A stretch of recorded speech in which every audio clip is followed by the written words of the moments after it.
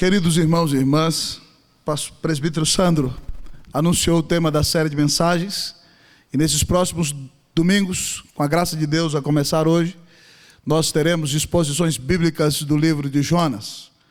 Já faz um bom tempo que eu venho estudando, ouvindo, namorando o livro e ouvindo a palavra do Senhor nele, e há 2 meses atrás Deus me deu essa série de mensagens para você.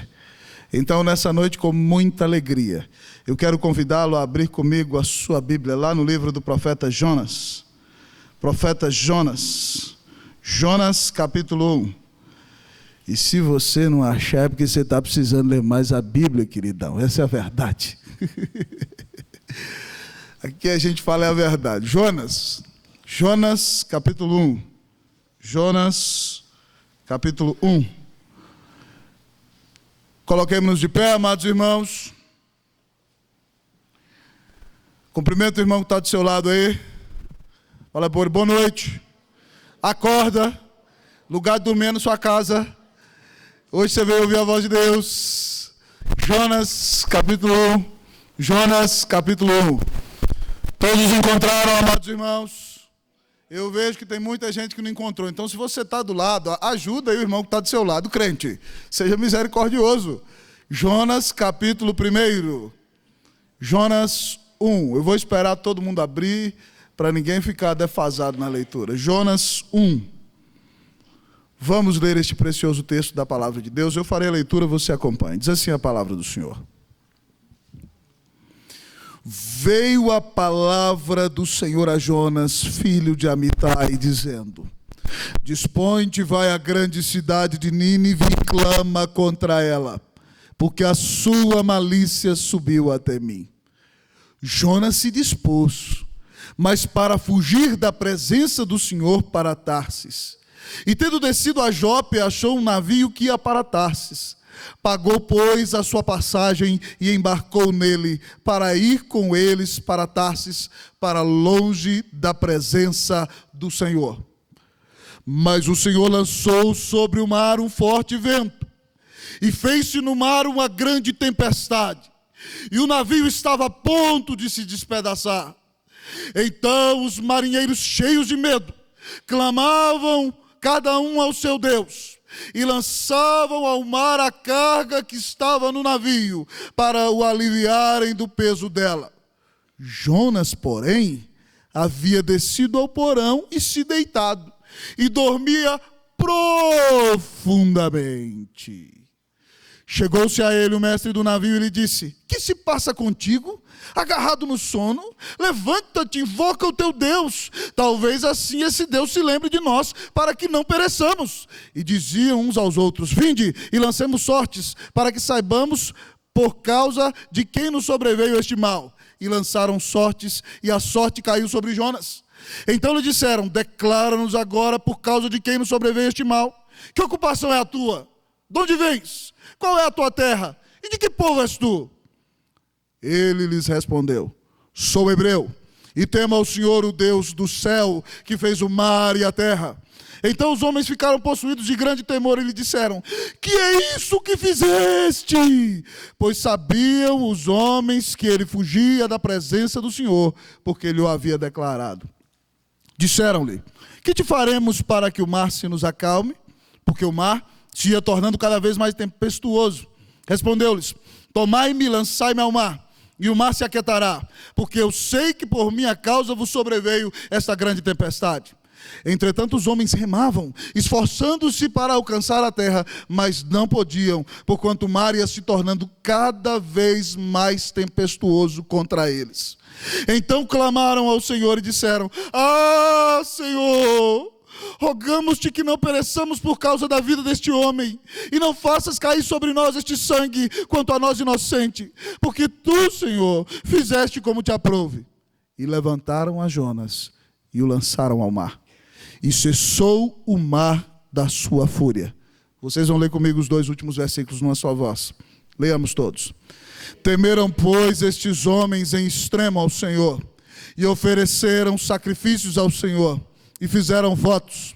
Deparou o Senhor um grande peixe para que tragasse a Jonas, e este esteve 3 dias e 3 noites no ventre do peixe. Vamos falar com o Senhor. Pai, nós nos humilhamos diante de Ti.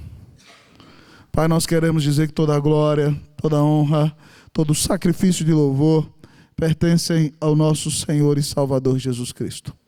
Foi Ele quem morreu na cruz do Calvário para pagar os meus pecados. Senhor, eu não sou digno de estar aqui nesse púlpito nessa noite, e nenhum de nós é digno de estar nesse lugar para Te adorar nessa noite. Mas nós temos a consciência de que fomos lavados, de que fomos perdoados, de que pertencemos ao Senhor Jesus. E nessa noite, então, Deus, tem misericórdia de nós. Se há alguma coisa, Senhor, que faz separação entre o Senhor, nosso Deus, e nós, se existe algum pecado, ó Deus, ó Pai, que mantenha a Tua noiva distante de Ti, que o Senhor lave a Tua noiva do sangue do Cordeiro.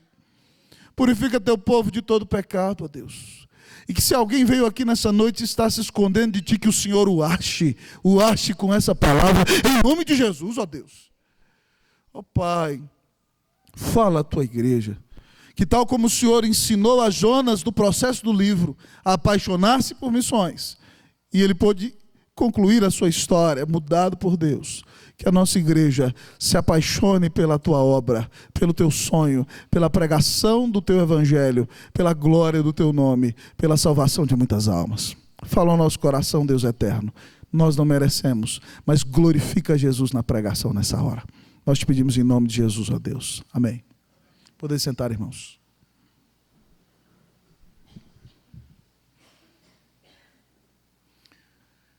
Queridos irmãos e irmãs, todo pregador do Evangelho geralmente tem afinidade com algum personagem da Bíblia. Alguns pregadores pensam que são mais parecidos a Paulo. Outros creem que têm a espontaneidade de Pedro. Outros se creem mais teólogos e pastorais como João. E outros se creem muito amorosos como Barnabé.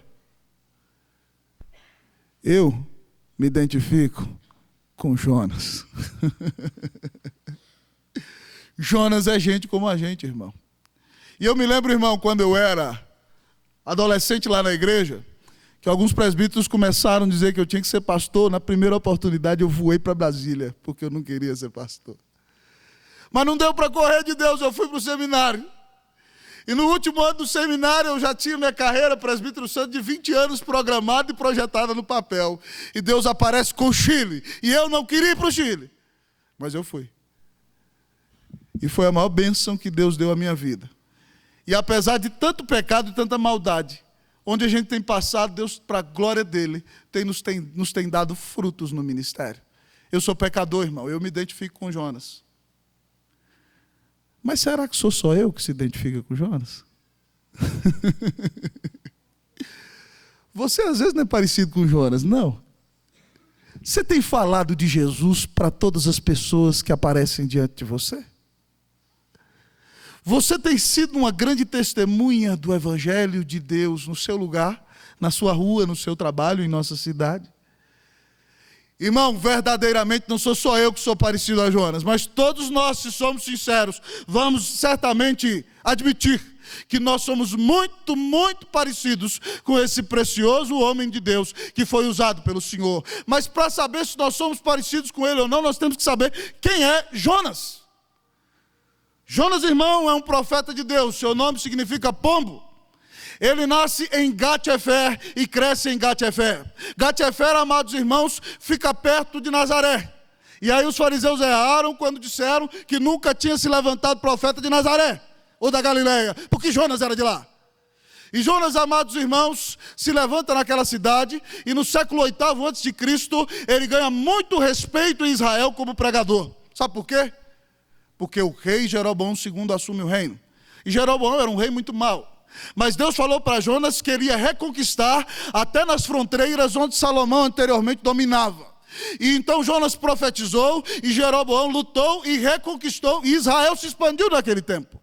Então Jonas, discípulo de Elias, era, amados irmãos, um pregador extremamente respeitado em Israel.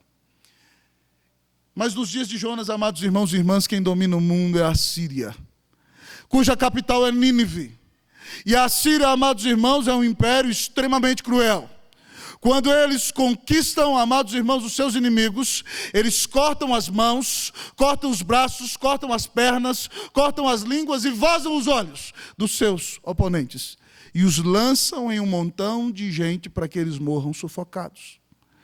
Jonas odeia o povo de Nínive, porque, amados irmãos, a Assíria sempre foi uma grande ameaça para Israel nos seus dias. E Jonas não sabe, mas mais ou menos entre 20 e 30 anos depois de Jonas, o reino que vai destruir o reino do norte de Israel é a Assíria. São os assírios que vão destruir o reino de Jonas e acabar com aquela nação de Israel por causa do seu pecado. Então dá para você entender um pouquinho por que Jonas tem essa aversão por ir a Nínive e pregar a palavra para aquele povo que é uma grande ameaça para ele e para o seu povo. Mas, irmãos, muitas vezes nós condenamos a Jonas, mas eu quero dizer para você o seguinte: Jonas é você, Jonas sou eu, Jonas somos nós. Jonas, nesse texto, simboliza a igreja de Jesus.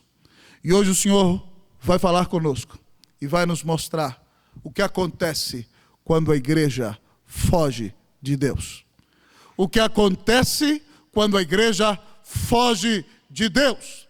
Quando a igreja foge de Deus. Essa é a mensagem do Senhor para nós. E que Deus nos livre, amados irmãos, aqui na Igreja Presbiteriana do Guará 2, de fugir do Senhor, de fugir da graça do Senhor, de fugir do amor do Salvador, de fugir das suas grandes bênçãos, de fugir da sua doce e maravilhosa presença. Mas a grande pergunta da noite é essa: o que acontece quando a igreja foge de Deus? Quando a igreja foge de Deus, ela desobedece a Deus. Quando a igreja foge de Deus, ela desobedece a Deus. Versículos de 1 a 3. Vamos ler? Eu leio o 1, vocês o 2, nós o 3. Veio a palavra do Senhor a Jonas, filho de Amitai, dizendo... Vamos lá?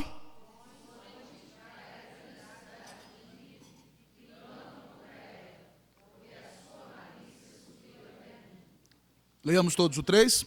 Jonas se dispôs, mas para fugir da presença do Senhor, para Tarsis. E tendo descido a Jope, achou um navio que ia para Tarsis. Pagou, pois, a sua passagem e embarcou nele, para ir com eles para Tarsis, para longe da presença do Senhor. Jonas foge da presença do Senhor. 3 vezes o capítulo repete essa expressão. E essa expressão diz que Jonas tenta fugir da face de Deus. E essa é a maior ilusão que existe, irmãos. Porque Deus está em todos os lugares. É impossível fugir de Deus. E Deus manda Jonas ir para Nínive, que está do lado de lá. E a Bíblia nos diz, irmãos, que ele desce para o porto de Jope, que foi inaugurado por Salomão e funcionou até nos dias de Jesus. E descendo para o porto de Jope, ele paga a passagem e entra numa embarcação, num navio que vai para Tarsis. E Tarsis, irmão, é o fim do mundo. São as praias paradisíacas do sul da Espanha. Era o lugar onde toda pessoa do mundo desejava passar a sua aposentadoria. Seria equivalente às praias nordestinas brasileiras. O lugar onde você vai ficar na sombra e água fresca. Mas Jonas se dispõe, irmão, para desobedecer a Deus. E é interessante, irmãos, que o texto diz o seguinte, que quando Jonas vai desobedecer a Deus, ele desce, amados irmãos, até o porto de Jope. Ele estava em Gat-Efé. Jope está no nível do mar, então ele tem que descer. Mas a Bíblia diz, irmão, que quando ele entra no navio, a palavra aqui é traduzida como embarcou. Mas no hebraico, sabe o que ela significa? Ele desceu para o porão do navio. Então, ele desce de Gat-Efé a Jope, depois ele desce para o porão do navio. E estando no navio, depois ele desce para o fundo do mar. Quem desobedece a Deus, amados irmãos, entra numa franca rota de descida, decepção e destruição. Jonas desce e começa a descer e vai parar no fundo do mar, no fundo do poço, no ventre de um grande peixe. Quem desobedece a Deus só pode esperar na sua vida a depressão, a decepção, a destruição. Porque, amados irmãos, quem desobedece, desce. É impressionante. É como se você, querido amigo irmão, estivesse num grande avião, a 10 mil metros de altura e vai pular de paraquedas, e com toda a coragem você pula e vai, e de repente você abre o paraquedas e não tem paraquedas, e o fim é terrível. Quem desobedece, desce. Será que você não tem descido na sua vida, irmão? Será que há muitos anos atrás você não andava numa comunhão profunda com o Senhor? Será que você, mulher de Deus, não era mais cheia do Espírito Santo? Será que você não louvava a Deus mais do que louva hoje? Será que você não cantava mais ao Senhor? Será que você tinha o privilégio e a alegria de falar mais do amor de Jesus e da sua grande salvação? Mas de repente você deixou o pecado entrar na sua vida. E agora você só vai descer. E enquanto você continuar em pecado, você só vai descer. E o que te espera é o fundo do poço. Então emenda a sua vida hoje, em nome de Jesus. Porque quem desobedece, desce. Mas o que acontece, queridos irmãos e irmãs, quando a igreja foge de Deus? Ela desobedece a Deus. Mas o texto diz também para nós, irmãos, que quando a igreja foge de Deus, o mundo sofre. Quando a igreja foge de Deus, o mundo sofre. Repita comigo, vamos lá? Quando a igreja foge de Deus, o mundo sofre. Versículo 4. Vamos ler? Vamos, irmãos, todo mundo com a Bíblia aberta. Vamos lá?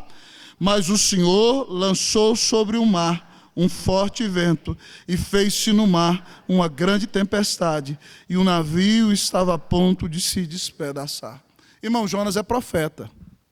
Jonas foi chamado para ser bênção. Mas aqui Jonas se torna uma grande maldição. Ele tenta fugir do Deus que fez o céu e a terra no mar.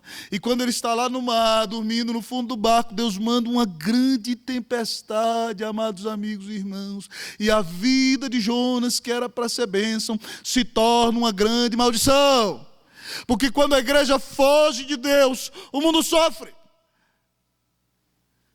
Jesus diz, irmãos, lá em Mateus capítulo 5, versículo 13, vós sois o sal da terra. Se o sal vier a ser insípido, como lhe restaurar o sabor? Para nada mais serve, senão para ser lançado fora e ser pisado pelos homens. Meus queridos irmãos, por que Jesus disse que a igreja é sal da terra? Nos dias de Jesus não tem geladeira. Então quando você quer conservar uma carne, você tem que encher aquela carne de sal e botá-la para secar no sol, e ela vai dar para comer durante muitos dias. Então o sal nos dias de Jesus, além de temperar e realçar o sabor da carne, ele tem a bênção de preservar. Mas Jesus diz que se o sal vier a ser insípido, ele não serve para mais nada, tem que ser jogado fora. E quando a igreja, irmão, foge de Deus, ela não salga mais, ela não preserva o mundo, ela não livra o mundo das suas grandes iniquidades, e é por isso que a sociedade vai apodrecendo. Nós temos visto a sociedade brasileira apodrecer. Nós temos visto, amados irmãos, mulher querer ser homem no Brasil e homem querer ser mulher, e juntando mulher, homem com homem, criar menino. E sabe de que é a culpa? Da igreja, que não é sal. É porque a igreja não fala de Jesus. É porque a igreja não é bênção no mundo. É porque nós não temos pregado o evangelho que o mundo tem sofrido, amados irmãos. Quando a igreja foge de Deus, o mundo sofre. Irmãos, quando nós perdemos o sal, o mundo vai apodrecer cada dia mais na feiura e na maldade dos seus pecados, porque o sal do evangelho não está temperando os corações da humanidade. Você tem falado de Cristo Jesus? Você tem pessoas que convivem com você, que são pessoas entregues às drogas, que vivem em pleno adultério, mulheres que querem ser homens, amigos seus, homens que querem ser mulheres, gente que você conhece, e você, por ser politicamente correto, fica caladinho e não fala nada. Se ele está se perdendo, a culpa é sua, porque você não tem coragem de falar para ele do amor de Cristo Jesus. Quando a igreja foge de Deus, o mundo sofre. Mas a pergunta da noite, amados irmãos, não quer calar. O que acontece quando a igreja foge de Deus? Já temos visto dois aspectos do texto. Mas, irmãos, o texto vem nos dizer nessa noite que quando a igreja foge de Deus, ela se torna letárgica. Quando a igreja foge de Deus, ela é letárgica. Vamos repetir comigo? Vamos lá? Quando a igreja foge de Deus, ela é letárgica. Mas não fala de novo essa palavra. Talvez você nunca falou essa palavra. Fala letárgica. Fala aí, letárgica. Diga para o seu irmão, não seja letárgico. Que Deus te livre, diga para ele, que Deus te livre da letargia. Em nome de Jesus. Amém. Olha para a Bíblia. Versículos 5 até o 6. Eu vou ler o 5 e vocês o 6. Então os marinheiros cheios de medo, clamavam cada um ao seu Deus. E lançavam ao mar a carga que estava no navio para o aliviarem do peso dela. Jonas, porém, havia descido ao porão e se deitado e dormia profundamente.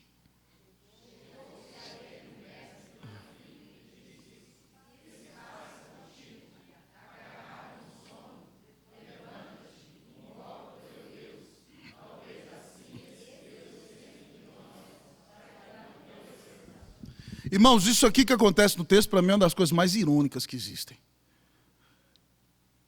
E eu fico assustado com a disfarçatez de Jonas. E fico mais assustado quando eu percebo que ela pode ser a minha disfarçatez e a tua também. Porque preste atenção aqui, a igreja está dormindo. Né? Deitada, quase cantando, deitada eternamente em berço esplêndido, né? Ela está aqui, deitada lá no fundo do barco, dormindo, tudo de bem com a vida, né? É igual algumas pessoas falam, não, eu senti paz no que eu estou fazendo. Cuidado com esse negócio que eu senti paz no que eu estou fazendo. Porque Jonas estava sentindo muita paz no que ele estava fazendo. Não, eu estou em paz, estou com paz, eu estou sentindo paz, estava sentindo paz no pecado.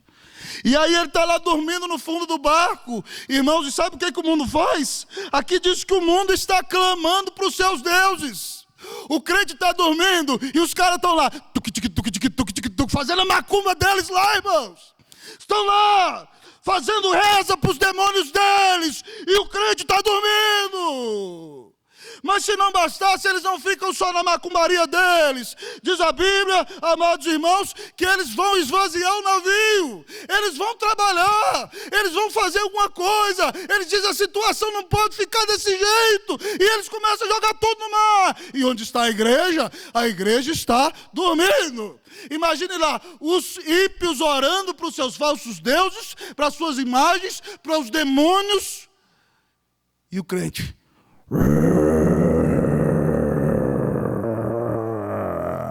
roncando igual você roncou hoje de tarde, né? Você acha que eu não sabia que você estava roncando lá hoje à tarde? Quase que eu ouvi lá de casa. Parecia que tremeu o Guará. Tá lá Jonas, dormindo, roncando, em sono profundo. E aí levanta então, irmãos, o capitão do navio, o mestre, e chega para ele assim, se fosse falar em bom português aqui da nossa região, rapaz, como você é tão cara de pau desse jeito? Como é que você está dormindo agarrado no sono? Jonas estava travado, irmão. Ele estava lá, na boa, na paz. Ele já estava lá sonhando com o paraíso de Tarsis, aquela praia maravilhosa. Ele fala, levanta, invoca o teu Deus. Talvez assim esse Deus se lembre de nós, para que não pereçamos. Irmãos, é impressionante. Muitas vezes nós nos dizemos crentes, que somos fiéis ao Senhor, mas, irmãos, pessoas aí no mundo, aí fora, estão clamando para falsos espíritos, estão buscando a demônios, e nós não buscamos a Deus e dizemos ser crentes. Pessoas que não servem a Deus e estão em idolatria, estão nas ruas, fazendo obra social e ajudando todo mundo, e nós estamos cuidando só da nossa própria vida. E aqui você vê o profeta de Deus ser repreendido por um ímpio. O que você está fazendo da sua vida, rapaz? Deixa de ser vagão, em outras palavras. Você não vai fazer alguma coisa para fazer diferença nesse mundo? Irmãos, eu vou contar para vocês uma coisa. Uma das coisas que me deixa com mais agonia, eu venho para quarta-feira feliz. A gente tem uma média de 40 pessoas. Os meninos lá de casa terminam a aula, mais ou menos 6 horas, ficam na Thomas, lá no Mackenzie mesmo, e a gente pega eles. E a gente chega aqui no culto, na hora do culto. E quando eu passo ali, irmão, a paróquia ali do lado, ela está assim, ó, fervendo de gente. E a igreja reformada aqui, dos crentes, cadê os crentes da igreja reformada? Ela está lá assim, ó, pipocando de gente. Não quero ser manipulador de culpa, não. Só estou mostrando para você a verdade. Tá certo? Só estou mostrando para você a verdade. Olha no espelho agora. Está lá a paróquia cheia. Está lá os músicos da paróquia toda tocando. E os músicos da nossa igreja, onde é que estão? quando os músicos da paróquia estão lá. Quem é o caminho, a verdade e a vida? Será que seu Jesus merece o melhor de você? Irmãos, o que nós estamos fazendo com a nossa vida? Que Deus te livre da letargia, em nome de Jesus! Acorda! Sacode a poeira! Deus não te trouxe esse mundo para viver para você. Você não é a razão da existência da criação. Você não é o fim de todas as coisas. Deus não te criou para que você se glorifique a si mesmo e se regozije em si mesmo para sempre. Pare de viver para ti e comece a viver para Deus. Pare de alimentar demais a sua carne, irmão. Saia dessa letargia, peça perdão a Deus por esse pecado e diga: Deus, pelo amor do Senhor, usa a minha vida, o Senhor deu a vida na cruz por mim, não é possível que eu não vou ser usado para fazer nada. Irmão, tem gente que não é usado para fazer nada e depois começa a criticar, só criticar, está feio aquilo ali, pastor não está bonito hoje, pastor fez aquilo ali, fez aquilo outro, não faz nada, não ganha uma alma para Deus. Não vem uma reunião de oração e só pau na cabeça. Vai se converter em nome de Jesus. Em nome de Jesus. Que Deus te livre da letargia. Que Deus tenha misericórdia de nós. Em nome de Jesus. Amém? Que Deus nos livre de fugir de Deus. Quando a igreja foge de Deus, além de tudo isso que eu já falei, que eu não vou repetir, porque o nosso tempo é curto. Quando a igreja foge de Deus, ela é desmascarada. Forte essa mensagem, irmãos. Deus pregou para mim antes, viu? Doeu em mim antes de doer em você. Quando a igreja foge de Deus, ela é desmascarada. Vamos repetir comigo? Quando a igreja foge de Deus, ela é desmascarada. Olha aí na sua Bíblia, versículo de número 7. Eu vou ler o 7, vocês o 8, tá certo? Eu vou ler o 9 e nós todos vamos ler o 10. Tá bom? Vamos lá, o 7. E diziam uns aos outros: vinde e lancemos sortes, para que saibamos por causa de quem nos sobreveio este mal. E lançaram sortes, e a sorte caiu sobre Jonas.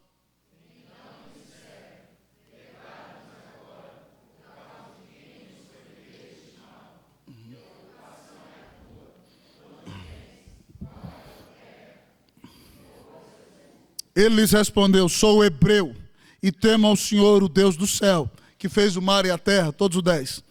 Então os homens ficaram possuídos de grande temor e lhe disseram: que é isso que fizeste? Pois sabiam os homens que ele fugia da presença do Senhor, porque ele o havia declarado. Irmãos amados, Deus é soberano. É impressionante. E aqui a Bíblia fala que eles lançaram sortes. Um comentarista tenta aventurar dizendo que havia um sistema de pedrinhas ali que eles jogavam, mas ninguém sabe explicar como é que é. É mais ou menos como se fosse assim. Eles pegaram um monte de palitinho, tá certo? E aí, aquele que tirasse o palitinho menor era o culpado. Aí o capitão botou lá, cada um foi tirando o palitinho e Jonas tirou o palitinho menor.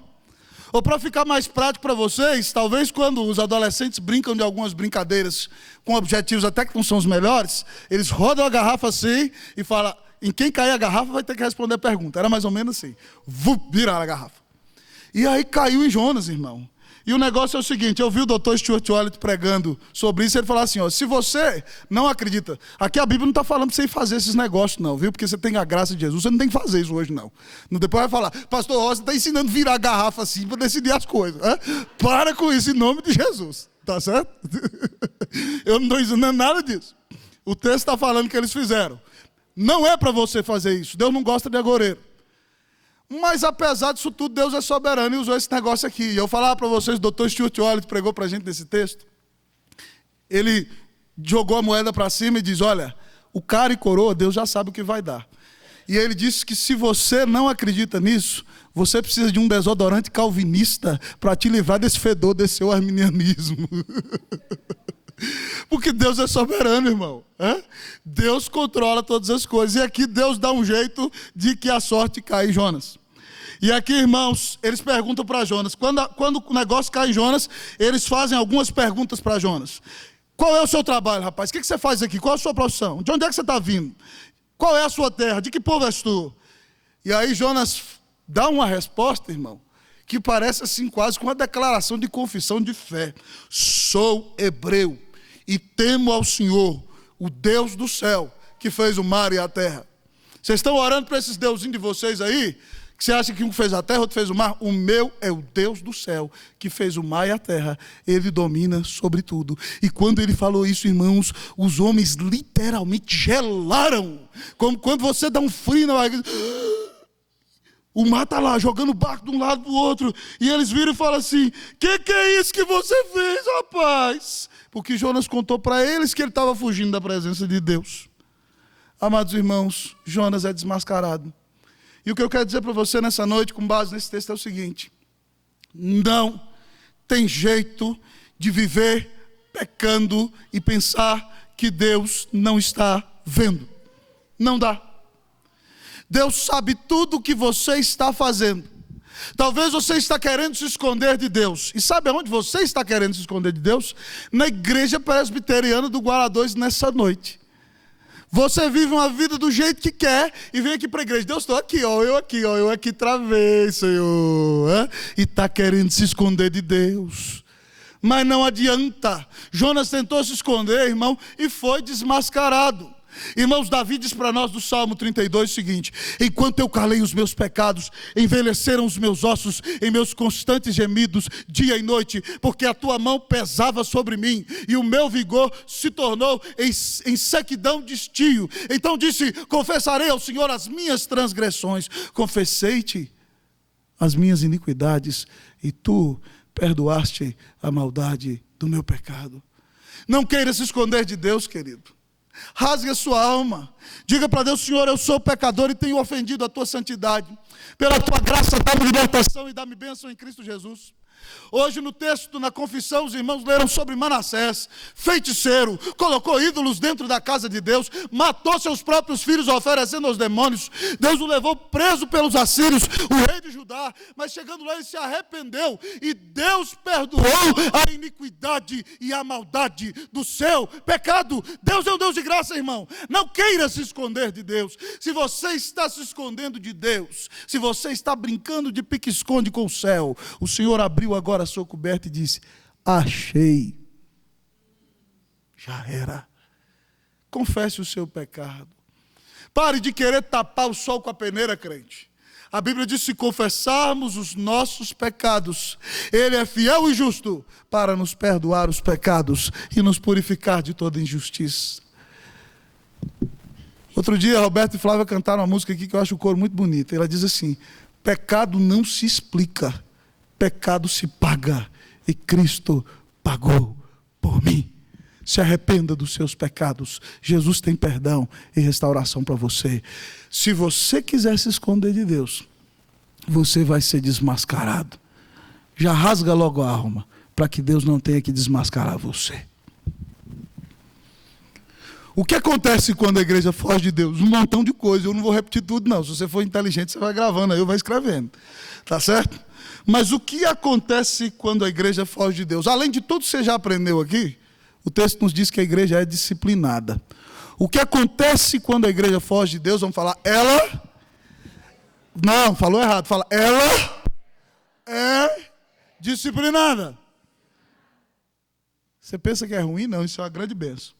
Vamos lá, o versículo 11? Agora a gente vai do 11 ao 15, tá bom? Eu leio o 11, você o 12, o 13, 14 e 15, assim, vamos lá? Disseram-lhe, que te faremos para que o mar se nos acalme? Porque o mar ia se tornando cada vez mais tempestuoso.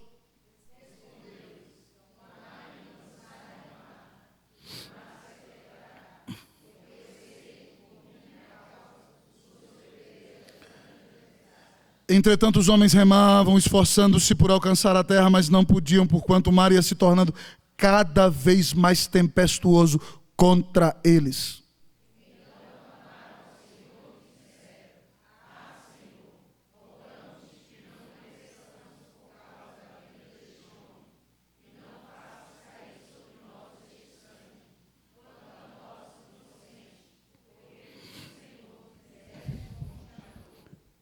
Irmãos amados, a disciplina é uma benção. Vamos ler o 15, vamos lá? E levantaram a Jonas e o lançaram. E cessou o mar da sua fúria. Como eu ia dizendo para você, irmão, a disciplina é uma benção. Tem muita gente que diz, ai, fulano foi disciplinado. Irmão, é uma benção. A Bíblia diz lá em Hebreus 12:6, que Deus disciplina a todo filho ao qual Ele ama e açoita a todo aquele que recebe por filho. A Bíblia diz que se você fica sem disciplina, você não é filho, você é bastardo. E a disciplina na vida de Jonas é uma bênção. Porque primeiro, Jonas é um cara que quer se sentir bem consigo mesmo. Está na paz e não está nem aí para Deus, não está nem para o mundo, não está nem para nada. Mas quando Deus começa a apertar, e quando ele é desmascarado, a turma pergunta para ele, o que nós vamos fazer com você? E aqui você já vê o sinal do arrependimento operando no coração. Aquele homem que não queria nada com Nínive, agora está disposto a morrer por esses homens. Ele diz, joguem-me no mar e a tempestade vai acabar. Você vê que o processo de disciplina já vai trazendo cura para o coração, irmão. Mas aqueles homens ficam muito assustados, e a Bíblia diz que eles não querem fazer isso, e eles vão remando, e eles vão tentando, vão se esforçando para alcançar a terra. Mas diz a Bíblia, amados irmãos, que a tempestade vai ficando ainda mais forte contra eles. Deus quer que Jonas seja jogado no mar.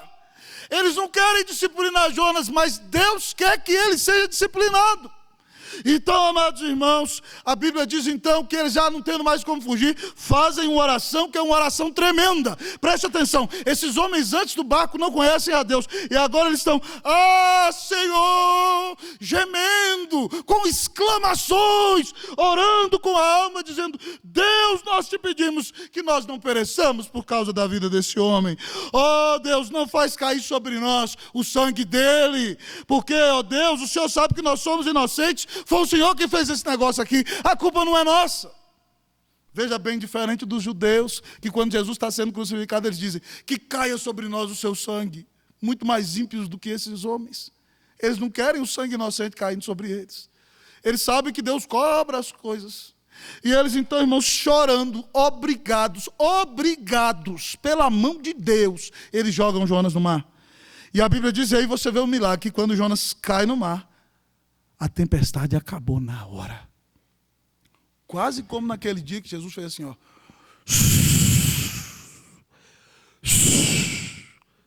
Mar, acalma-te, vento, emudece-te.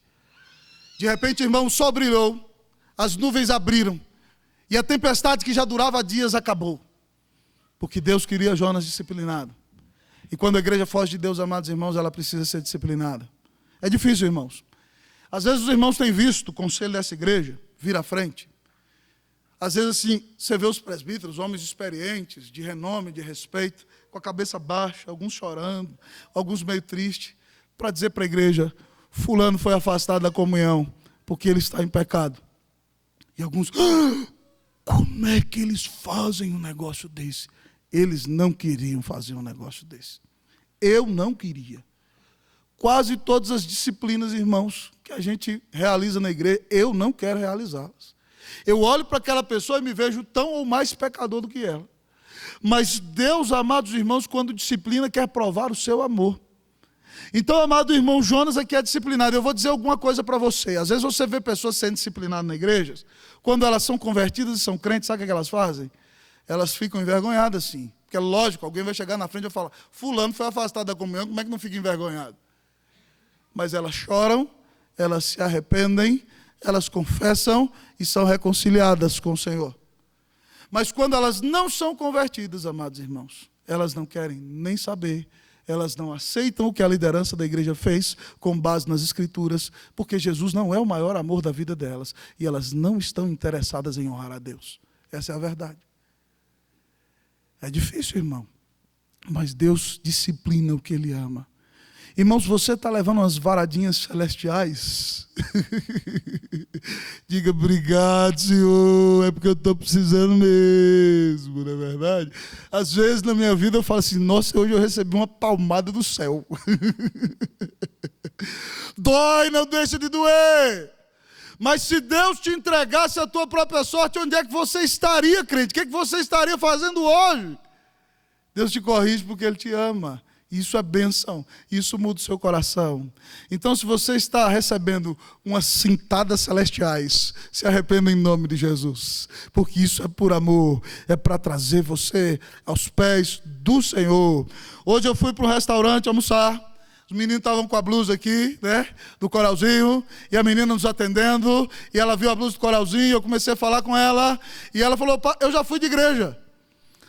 Eu falei: você está indo agora? Não, agora eu estou desviado, vou falar a verdade. A gente sempre fala: não, quando der eu vou, mas se a gente quiser a gente vai. Eu falei: olha, o negócio é o seguinte, minha filha, você volta logo, porque senão Deus vai te trazer, e aí não vai ser do jeito que você gosta. Ela falou assim: já começou a ficar assim. Eu falei: então toma vergonha, porque Deus está te chamando de volta para Ele.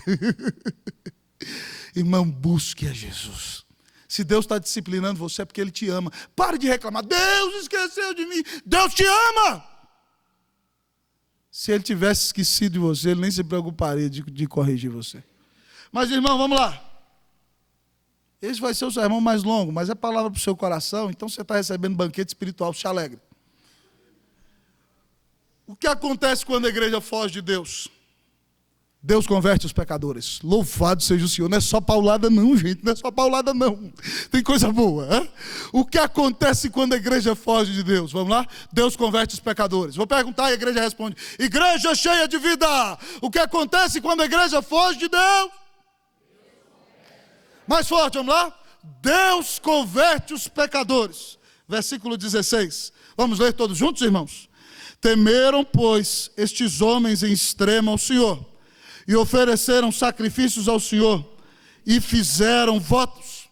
Irmãos amados, Jonas, sem querer, foi usado para muitos converter. Que coisa maravilhosa. Aqueles homens veem a disciplina de Deus, vem o trato de Deus com o profeta, vem que Deus é real. E ao observarem a obra de Deus, a Bíblia diz que eles temeram. E a ideia de temer aqui é que eles reverenciaram. Mas não foi de qualquer jeito, não. Foi em extremo, com muita grandeza, ao ponto, amados irmãos, de oferecer sacrifício ao Senhor. E fizeram votos. E se comprometeram com Deus. E no Antigo Testamento, querido, você lembra que o homem faz sacrifício para ser aceito, porque nós pecamos e alguém tem que pagar o preço. Então, aquele cordeiro, aquele animal, ele recebe o pagamento no seu lugar e no meu. Mas aquele animal simboliza Cristo. E quando esses homens que eram ímpios aqui fazem o sacrifício, eles estão olhando para o Messias no futuro. Aquele, amados irmãos, que João disse que é a propiciação pelos nossos pecados. Propiciação, irmão, significa sacrifício que desvia a ira. É como se o grande Deus viesse com a sua lança, irado como guerreiro, correndo, pronto para te destruir. E Jesus entrasse no meio e recebesse a pena no seu lugar. Jesus desviou a ira de Deus de você, querido amigo irmão. É por isso que a Bíblia diz que Deus amou ao mundo de tal maneira que deu o seu Filho unigênito, para que todo aquele que nele crê não pereça, mas tenha a vida eterna. Querido amigo e irmão, você veio aqui nessa noite e ouviu essa palavra de Deus que é dura sim, mas é para que você se arrependa de viver longe de Deus. É para que você se arrependa dos pecados que tem cometido. É para que você deixe de achar que é todo suficiente para si mesmo. É para que você entenda que o homem que não se compromete com Deus depois desta vida pode ir para o inferno, lugar onde a ira de Deus cairá sobre os pecadores. Então a única coisa que Deus requer de você nessa noite é que você se arrependa dos seus pecados, se arrependa de viver longe do Senhor Jesus, confesse o seu erro e diga a Deus: Deus, eu creio que Jesus Cristo é o Filho de Deus, que morreu na cruz para pagar os meus pecados. Eu o recebo hoje como meu Senhor e Salvador, e a partir de agora quero viver todos os dias da minha vida para Ele. Deus pode mudar o seu coração, o sol vai brilhar diferente, o seu batimento cardíaco será outro, você será verdadeiramente feliz, porque a presença do Senhor Jesus estará no seu coração. A única coisa que Deus requer de você, querido, é que você creia no grande amor de Jesus. Oh, querido, hoje as portas da Jerusalém celestial estão abertas para aquele a quem Deus chamar. Se é você, creia em Jesus Cristo, o Filho de Deus, e Ele habitará em seu coração, será seu melhor amigo, preparará um lugar nos céus para você. e fará de você uma das pessoas mais felizes deste mundo e do porvir. Hoje arrependa-se do seu pecado, creia em Jesus, e você, tal como esses homens, será salvo. Mas o que mais, pastor? O que mais, pastor? Depois de tudo isso, haverá de acontecer quando a igreja foge de Deus. Quando a igreja foge de Deus, irmãos, é que eu acho maravilhoso. Deus cuida dela. Quando a igreja foge de Deus, Deus cuida dela. Leia o versículo 17. Eu vou contar até 3, você vai ler. 1, 2, 3, pode ler.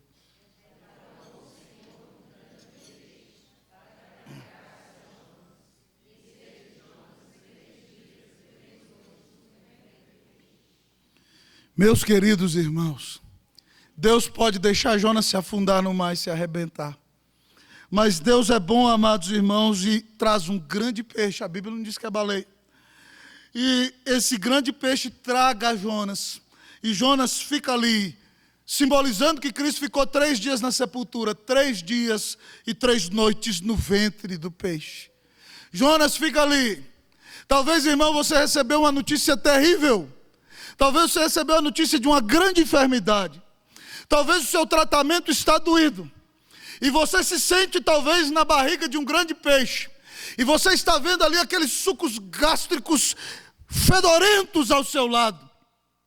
E você está se sentindo torturado. Mas preste atenção. Naquilo que parece tortura, Deus está cuidando de você. Deus está te livrando da morte. Deus não quer que você sucumba afogado. Deus manda o peixe para salvar a Jonas, para nos mostrar, irmãos, que até quando nós nos desviamos de Deus, Deus cuida de nós. Deus nos ama e Ele não abandona a sua noiva.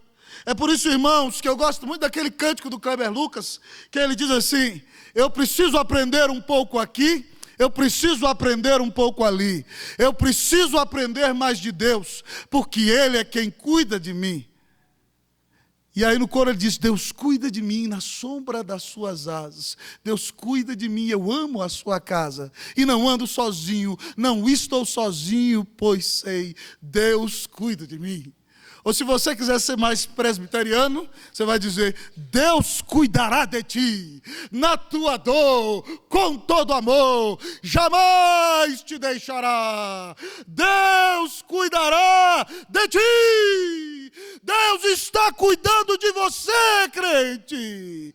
Talvez a providência seja dura, talvez o momento seja difícil, mas Deus está carregando você no colo. Coragem!